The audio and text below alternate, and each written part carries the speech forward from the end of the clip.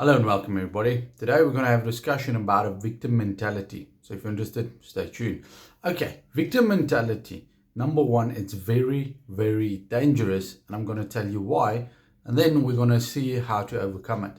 Okay, victim mentality. The number one purpose for a victim mentality is either to control or to disable somebody, or meaning if I can control your thoughts, then I can most of the time control the outcome in your life.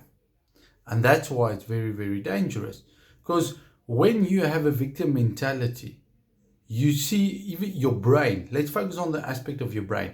Your brain focuses on excuses.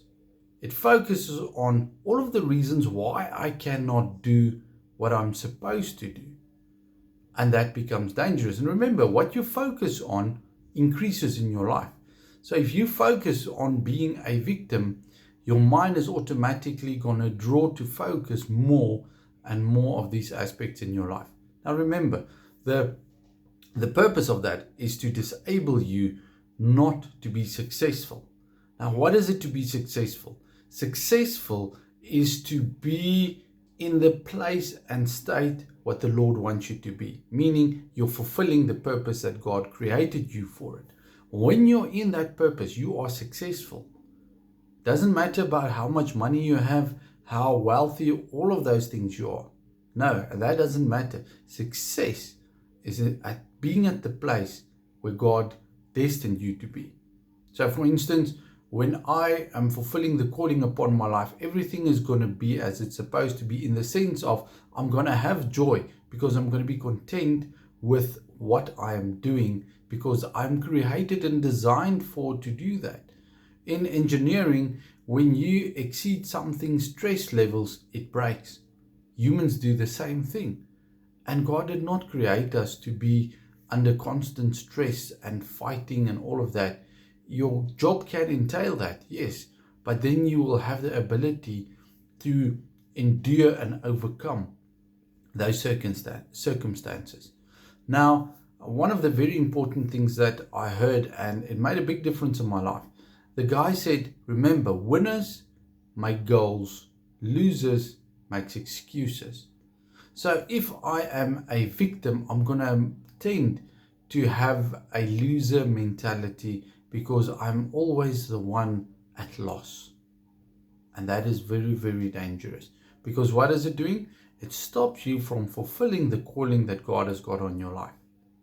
If you want to fulfill the calling of God upon your life, then we need to go to resolve the mentality of being a victim. Many people these days are focused on being a victim because it is induced into our society with a purpose, not by God, but by the enemy. So if you're stuck, I don't want to judge or condemn you. I just want you to think and reason for yourself why you're there and how you're going to get rid of it. Now, okay, to get rid of it, number one is forgiveness. That is why one of the main reasons why we forgive is to rid ourselves of the victim mentality. I didn't realize that up until the Lord showed me. One of the things that when you forgive somebody, you are not the victim anymore. Now the ball is in his court. What he's going to do, he can become a victim of his own actions and deeds. But that's not the focus. The focus is on what's happening with you. When you forgive them, the Lord actually enables you to recover and helps you to overcome and not being a victim. So a victim, you can be a victim in the past. If you focus on a victim mentality, you're going to be a victim in the future as well. If you don't want to be a victim in the future, forgive, cut it off, and let it go. That's why we cannot have our own revenge, because our own revenge is going to justify the workings of a victim mentality in our life. I'm a victim, so now I'm allowed to do this. Well, the whole process, or the idea with the process, is not to be a victim in the first place. So it's to get you out of being a victim. I really hope this encourages you and opens your eyes to see in your own life. And I'm going to examine my life as well in the case of where am I a victim in my own mentality. And then you're going to see the words that people use as I can't. I cannot do this or I cannot do that. Yes, I understand that is true. Let's say, I don't want to sin. I can sin, but I will use the words I cannot sin. In actual fact, you can sin. But many times people use it negatively and say, I can't do this. You can rather say, it's not yet in my ability, but if you want to do it, you're going to have to enable your mind to focus on possibilities. Because now your mind's just going, no, I can't do this. Now later in life, you want to learn, and it's going to be extra difficult because you trained your brain, I cannot do this. So let's train our brains correctly. The second one is, I wish. That is wrong. As a Christian, I believe we do not wish. We state our intentions, and if it's something that we cannot do or we need, we say, I pray.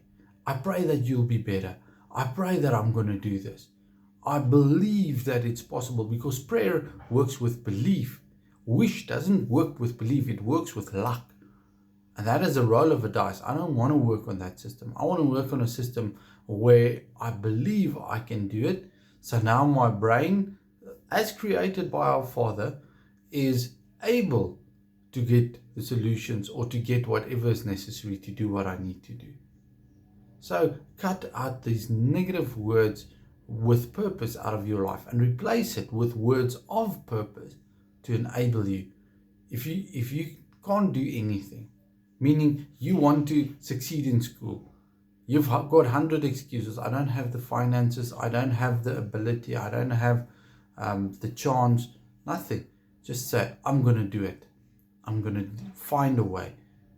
And you will see how things start to change in your life. Father, I pray that you will help us, that we'll not be the victim, but that we'll be overcomers, that we'll be children of the Most High God. That even though things happen to us, that we'll forgive, that we'll set free, and that we'll focus on the love that you have given us. I thank you for your love and your mercy that restores us, renews us, and revives us. And I pray this for me and all my friends. In the name of Yeshua, be blessed.